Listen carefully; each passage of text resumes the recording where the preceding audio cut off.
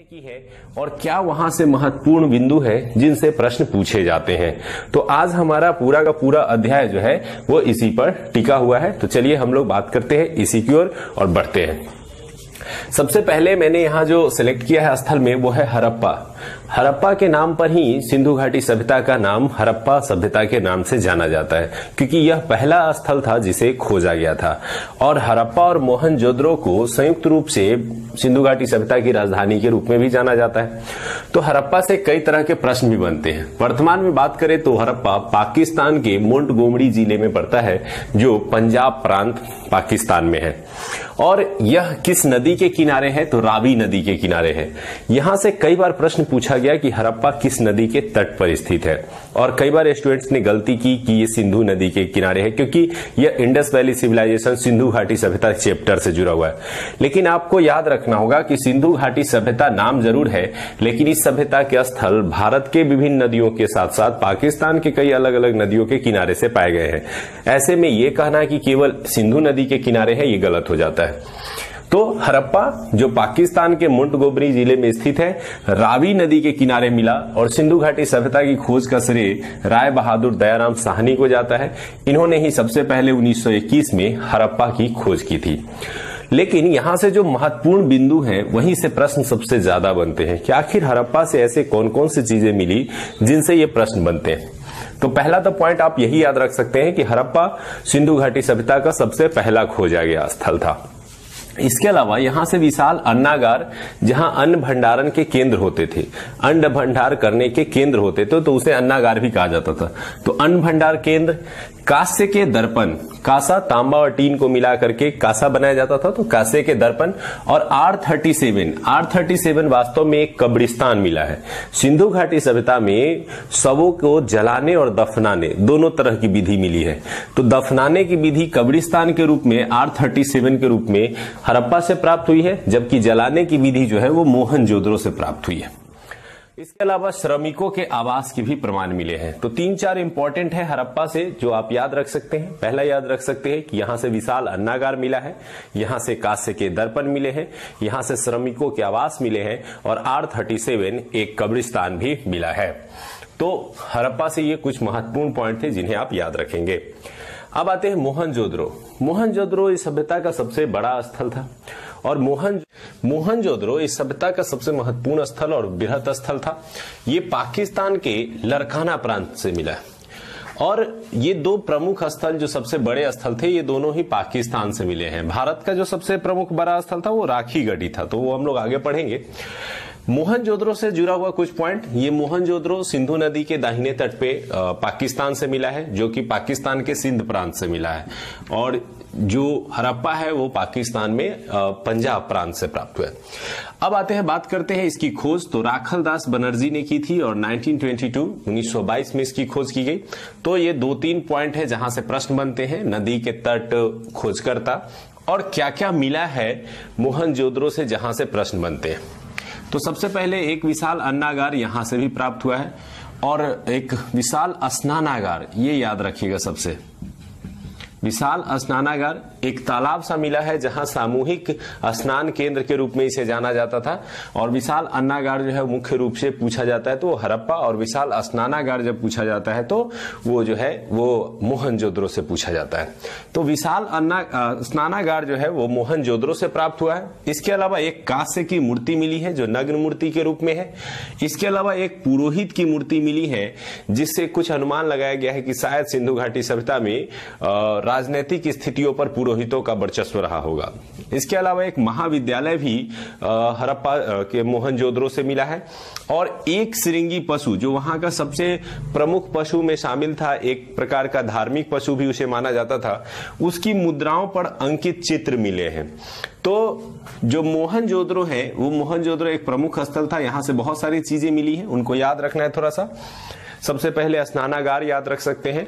मूर्ति के संबंध में एक नर्तकी की मूर्ति या कांसे की मूर्ति, एक पुरोहित की मूर्ति, और महाविद्यालय, और साथ ही साथ एक श्रृंगी पशु की मूर्ति भी यहां से मिली है।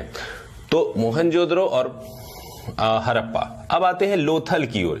यहां से भी बड़े स्तर पर प्रश्न पूछे जाते हैं। ये भारत में गुजरात के अहमदाबाद में स्थित है और यह भोगवा नदी के किनारे है। तो कई बार ये भी प्रश्न पूछा गया कि 4-5 स्थल के नाम दिए जाएंगे और मैच करने के लिए बोला जाएगा कौन सा स्थल किस नदी के किनारे है।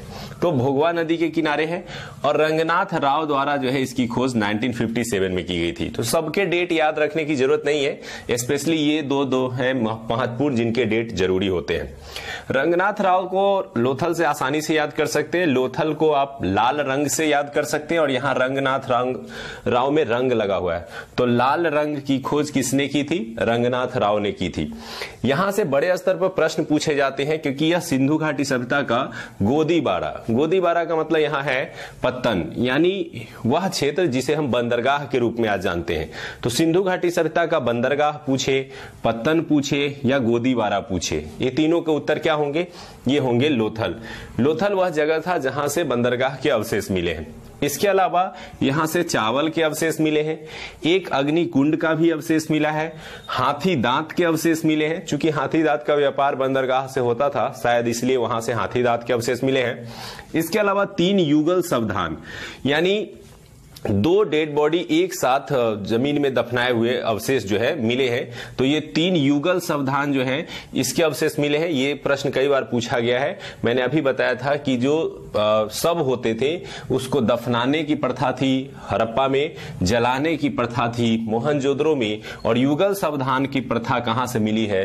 तो वो मिली है लोथल से, और यहां से 3 इसके उदाहरण मिले हैं। इसके अलावा घोड़े की मृण मूर्ति, यानी मिट्टी की मूर्ति जो है घोड़े की कहां से मिली है?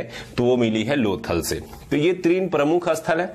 अब आते हैं चौथे प्रमुख स्थल की ओर। यह है कालीबंगा, बहुत फेमस, हनुमानगढ़ राजस्थान में यह स्थित स्थल है जो प्राप्त हुआ है। यह भारत के प्रमुख स्थलों में शामिल है। घग्गर नदी के तट पे यह प्राप्त हुआ है। घग्गर नदी राजस्थान से संबंधित है और अमलानंद घोष द्वारा इसकी खोज की गई थी। इसके अलावा अगर यहां से कुछ इंपॉर्टेंट मिला है जिनसे प्रश्न बनते हैं तो कई चीजें हैं।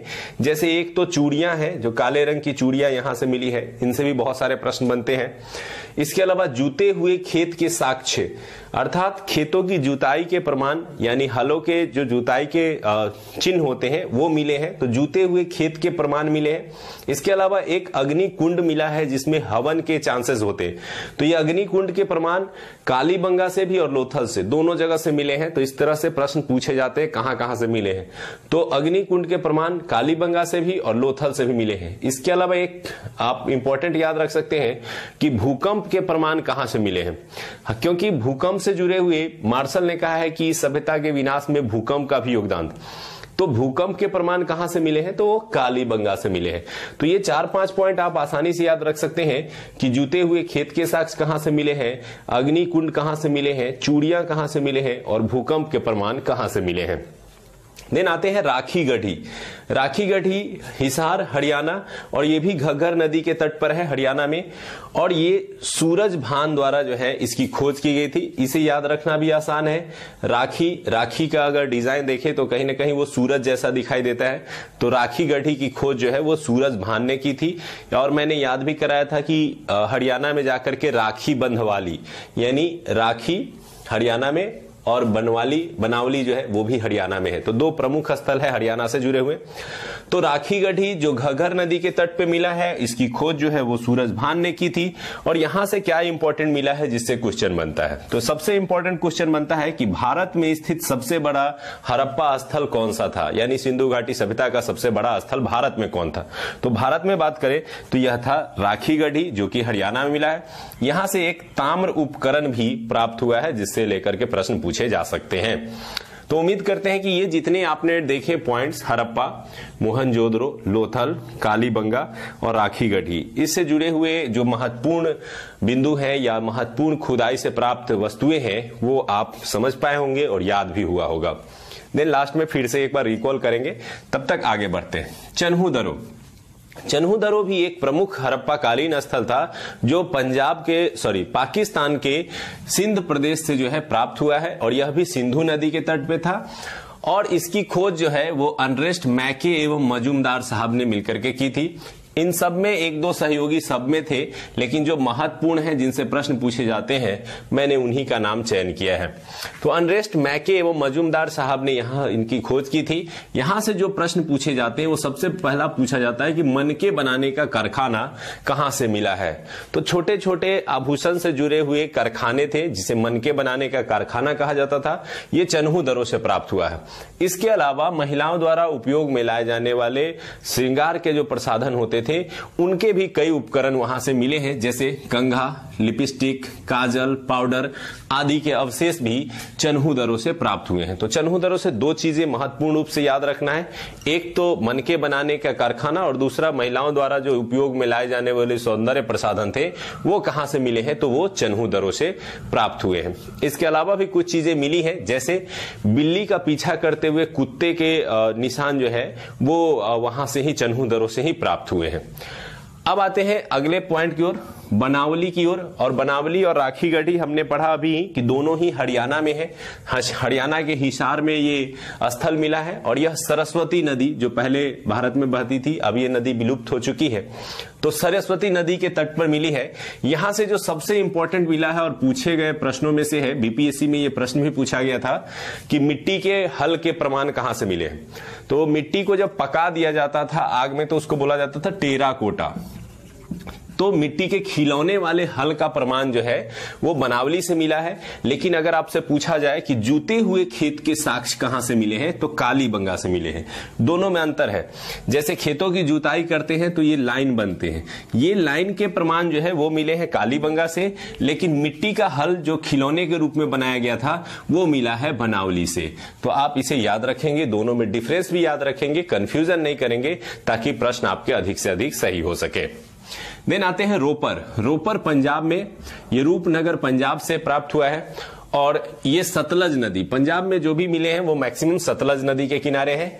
और इसकी खोज जो है वो यज्ञदत्त शर्मा, किसने की थी? यज्ञदत्त शर्मा ने की थी। और यहां से कुछ इंपॉर्टेंट ज्यादा नहीं याद रखना है, बस एक तांबे की कुल्हाड़ी यहां से मिली है जो कि इंपॉर्टेंट है। और तांबे से जुड़ा हुआ एक और ताम्र उपकरण जो है वो राखी गढ़ी से मिला है। तो रोपर पंजाब, सतलज नदी के किनारे, यज्ञदत्त शर्मा, तांबे की कुल्हाड़ी। Then next Rangpur. रंगपुर अहमदाबाद गुजरात से। तो अहमदाबाद गुजरात से कई चीजें आप प्रमुख स्थल के रूप में देख सकते हैं, एक लोथल को देख सकते हैं। इसके अलावा धौलावीरा जो कच्छ गुजरात के क्षेत्र से मिला है वह भी एक महत्वपूर्ण स्थल था। और धौलावीरा 3 भागों में बटा हुआ था, ये मैंने पिछले वीडियोज में भी बताए हैं, तो आप उस वीडियोज को 100% देखिए ताकि आपके नॉलेज जो है इस चैप्टर के बारे में और बढ़ सके। तो रंगपुर ये भादर नदी के किनारे से प्राप्त हुआ है अहमदाबाद गुजरात में। इसकी खोज SR राव द्वारा की गई। और यहां से कुछ इंपॉर्टेंट धान की भूसी और ज्वार बाजरा जो फसल है उसके प्रमाण मिले हैं। तो ये क्यों मैंने इंपॉर्टेंट माना है, क्योंकि रंगपुर से जो ये धान की भूसी से जुड़ा हुआ प्रश्न है ये कई बार पूछा जाता है। जैसे एग्जाम्पल के तौर पर मैंने बताया कि लोथल, यहां से चावल, एक्चुअली है क्या कि सिंधु घाटी सभ्यता में जो मुख्य फसल थे वो गेहूं और जौ थे।